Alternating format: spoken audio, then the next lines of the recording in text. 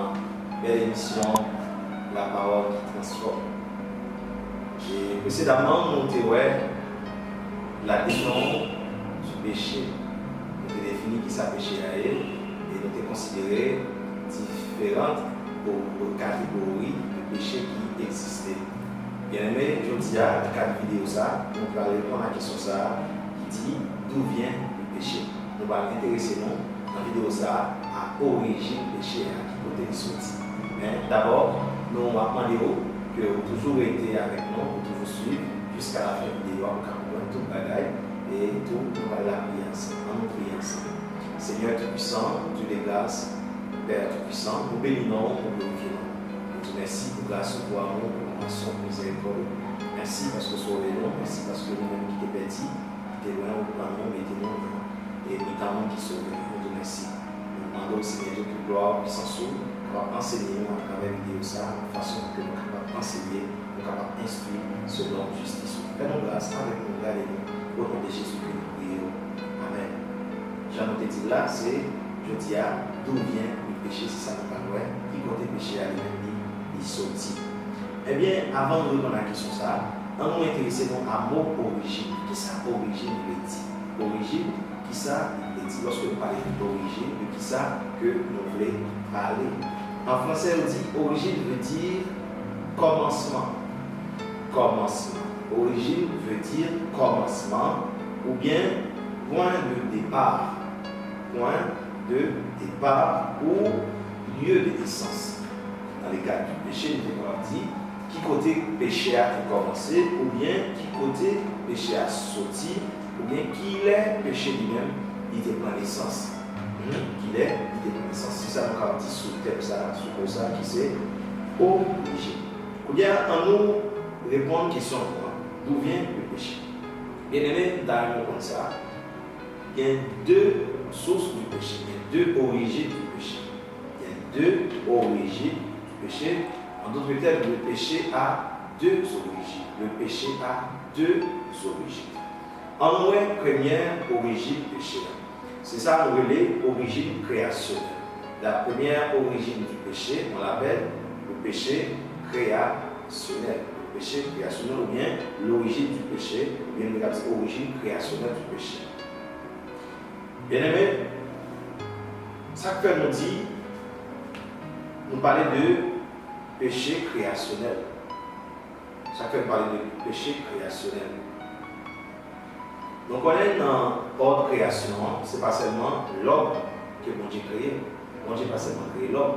Bon Dieu créé les anges, bon Dieu créé le ciel, il a créé la terre, il créé les animaux, il créé en pile d'autres bagages, tout ça nous connaît qui entoure l'humanité, qui entoure nous, et même les choses invisibles, c'est bon Dieu lui-même qui crée, c'est ça la Bible. Tout ça qui existe, c'est bon Dieu lui-même qui fait. Il ne peut pas exister au départ, pas par eux-mêmes, mais par eux-mêmes. Même genre dans une théorie de l'évolutionnisme qui parle de Big Bang, non, la parole de Dieu dit, tout ça nous voit, mais c'est par la parole de Dieu, eh bien, il a existé. Et ça, nous croyons, ou même tout cas, sur nous là, c'est ça, nous croyons, que tout ça existait. Soit les choses visibles, soit les choses invisibles, c'est mon Dieu, tout-puissant, éternel des armées, c'est lui-même qui crée. Eh bien, nous parlons de l'origine créationnelle du péché, c'est parce que, eh bien, péché, avant l'homme, avant l'humanité, ce n'est pas dans la race humaine où nous rejoignons le péché. Non, bien aimé. Ce n'est pas dans la race humaine que nous rejoignons le péché. Nous rejoignons le péché d'abord au travers des anges. Parmi les anges, nous rejoignons le péché. Parmi les anges, nous rejoignons le péché. Et ça fait nous dire, du point de vue créationnel, eh bien, premier côté, nous voyons péché, eh bien, c'est dans le mi-temps sans jour. C'est dans le mi-temps sans jour, nous voyons péché. Rappelez-vous, dans la première vidéo, nous avons dit, le péché, c'est eh bien, désobéissance à une loi qui est établie, à une loi qui est préétablie. Lorsque nous violons la loi, ça, eh bien, le péché.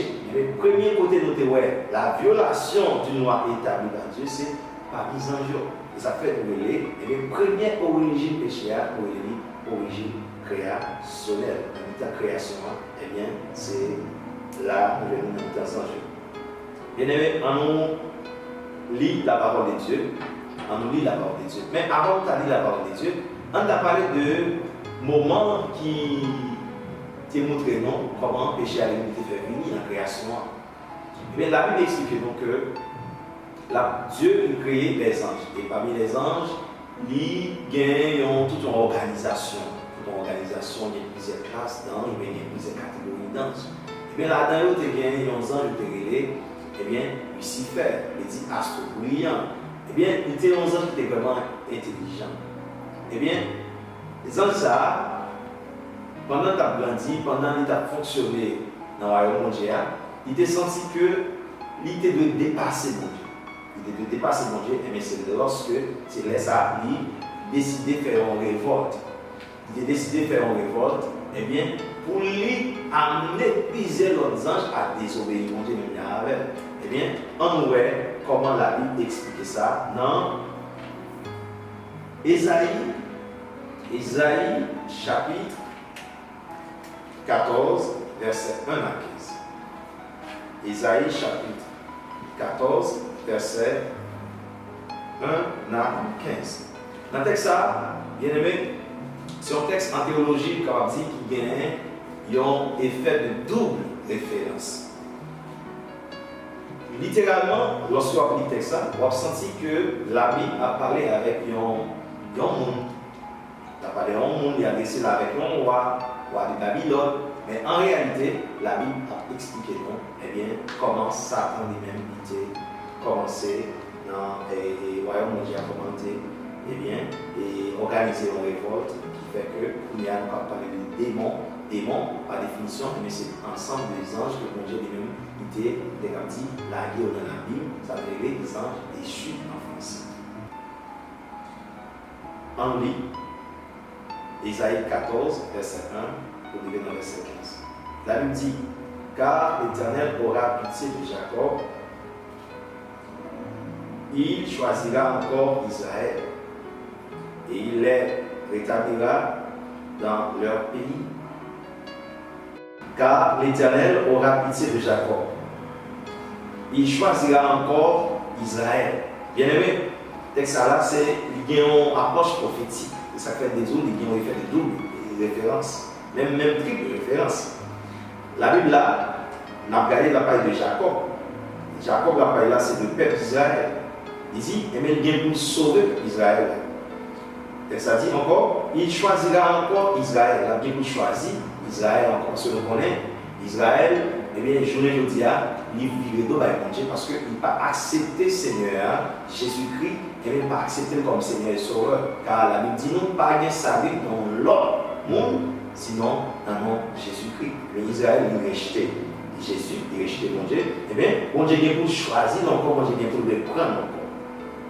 Et ça continue pour dire, il les rétablira dans leur pays. Les étrangers se joindront à eux. Les étrangers, là, on a parlé de les nations, mon Dieu, les nations, toutes nations qui pas descendants d'Israël, qui pas descendants d'Abraham, mais une descendance négative, et charnelle, une descendance littérale. Il y a pour rejoindre Israël. Il y a pour rejoindre Israël, c'est ça texte après c'est se joindront à eux. Ils s'uniront à la maison de Jacob. Verset 2. Les peuples les ramèneront à leur demeure.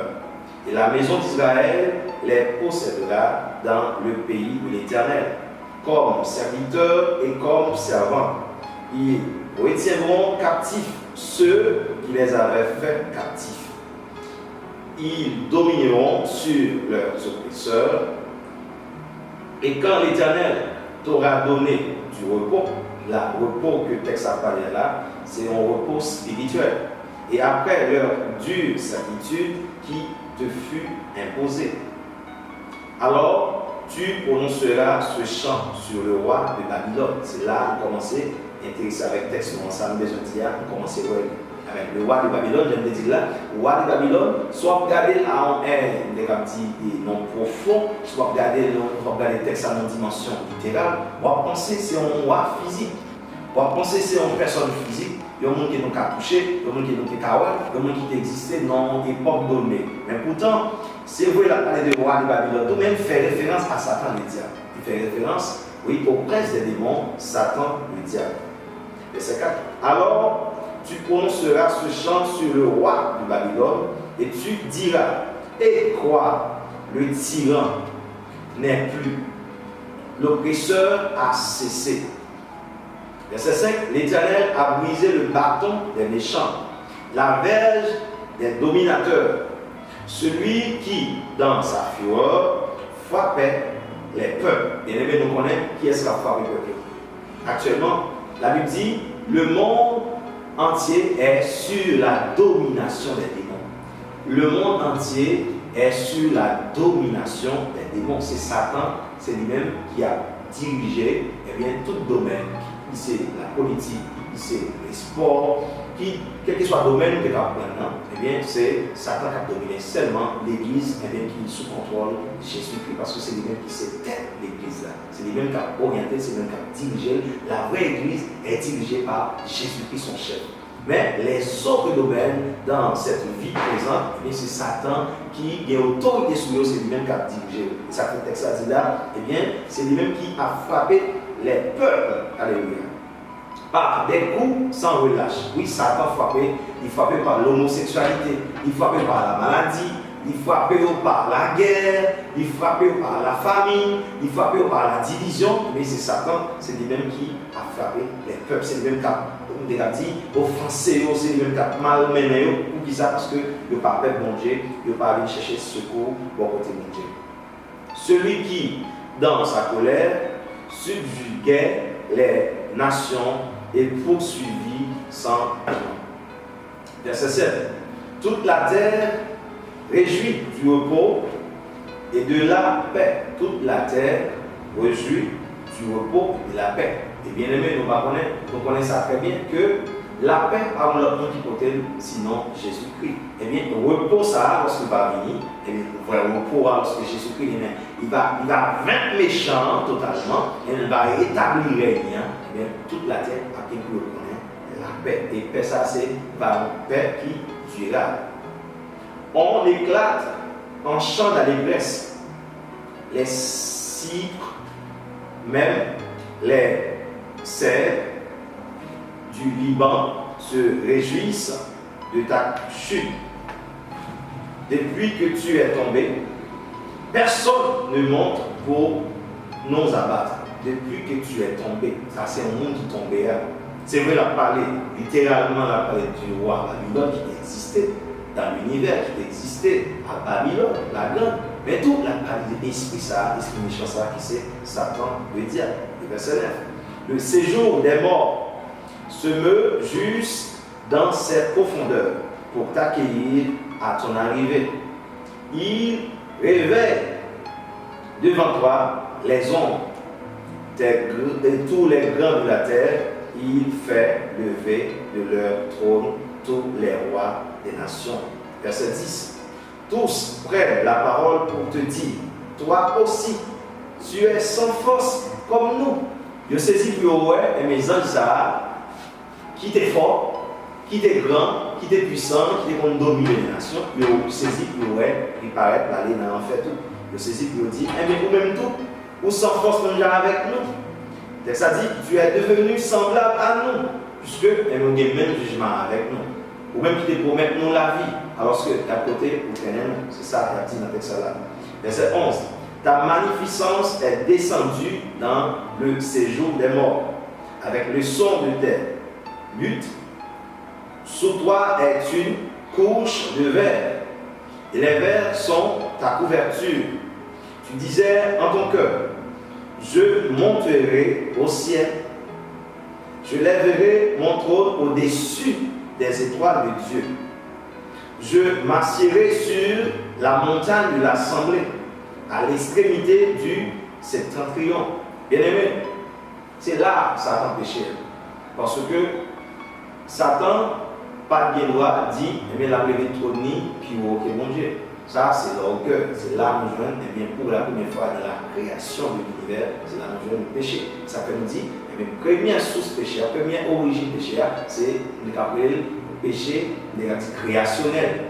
origine créationnelle. C'est dans la création, eh bien, c'est Satan lui-même qui était premier péché, qui était premier, eh bien, violer le commandement de mon Dieu. Parce que le Seigneur, notre Dieu, il est très haut. Après lui, pas l'autre. Pas une personne qui a dit, eh bien, il doit dépasser lui. Mais Satan, eh bien, il va être objectif ça. Amen.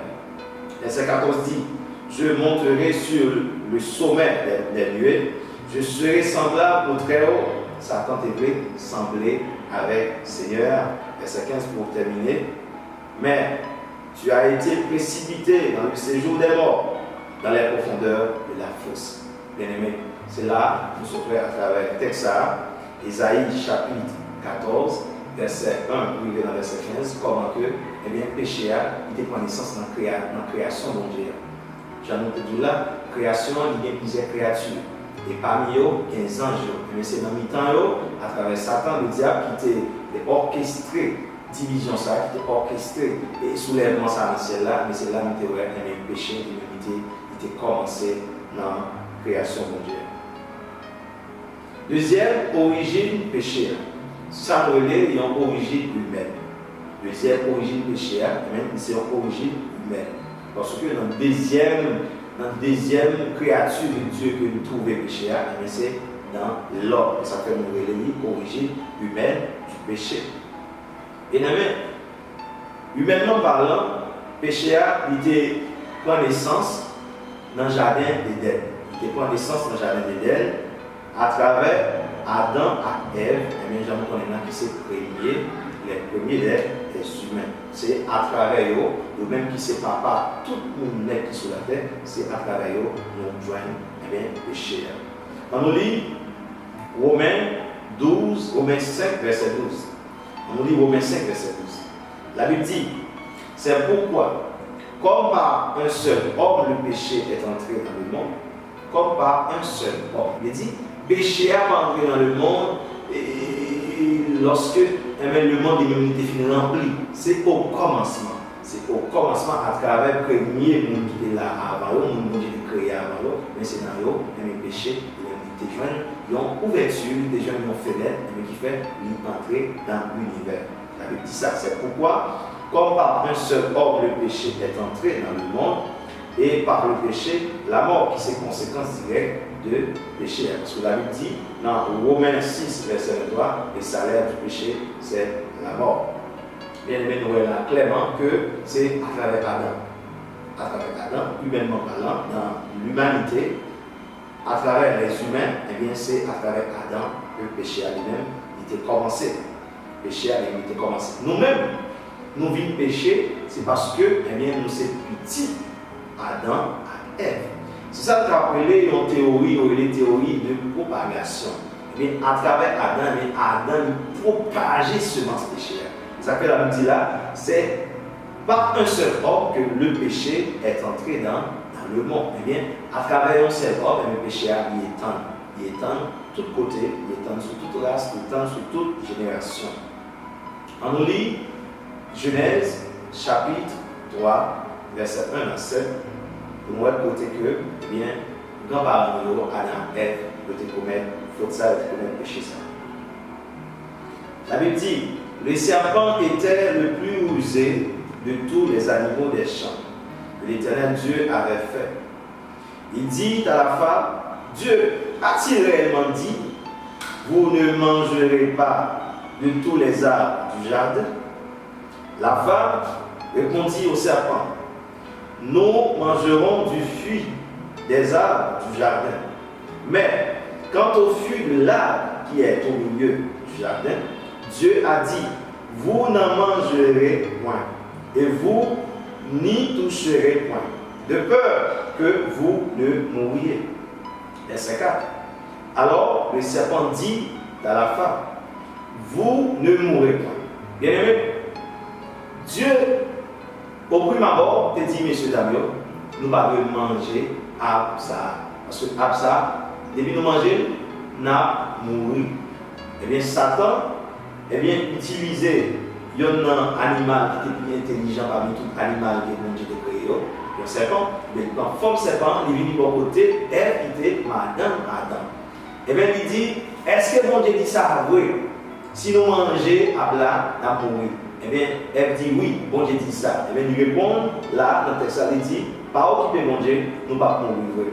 Lui induire en erreur. C'est ça qu'on va appeler une tentation. Lui induire en erreur. Verset 5 dit, mais Dieu sait que Satan présentait mon Dieu là comme un méchant. Il présentait mon Dieu là comme un hypocrite.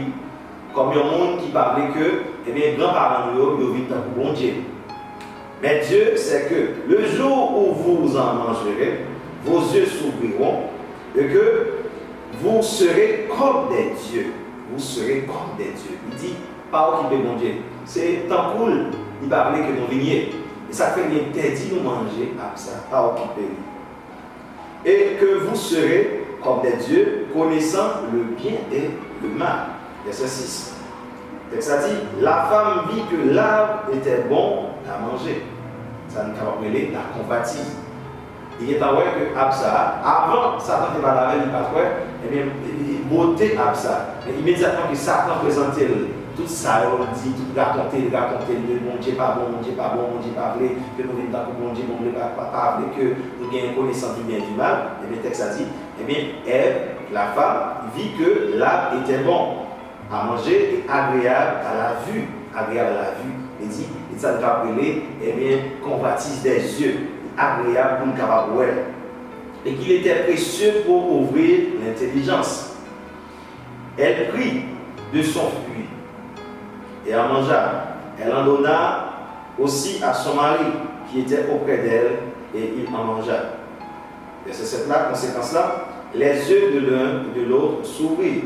Ils connurent qu'ils étaient nus et ayant conçu des feuilles de figuier, ils s'en firent des ceintures. Bien aimé, nous sommes là, et même qui côté même péché a été commencé.